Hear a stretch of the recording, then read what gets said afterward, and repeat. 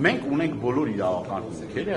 պահանջելու Արցվաշենի վերադարձը Հայաստանի Հանրապետության տարածքից մեր վերահսկողության տակ, որովհետև դրա իրավական հիմքերը կան։ Ես եմ նաև ձեզ հիշեցնել Ամերիկայի Միացյալ Նահանգների այդ 907 ուղումը ժամանակին որ արվել է, դա արվել է նրա այն պատճառով, որ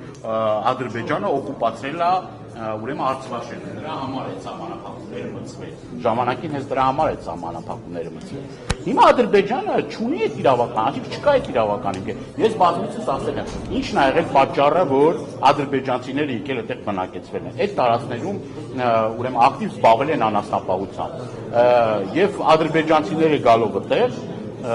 նաև իրենց առաջխնդիր են դրել, որպեսզի իրենց ազգաբնակությունը ավելանա, այն ժամանակ Հայր Ալիևի կողմից պահանջ կար, որ գնացեք այդտեղ շատ երեխաներ ունեցեք եւ այդ տարածքները ձեզնով արեք։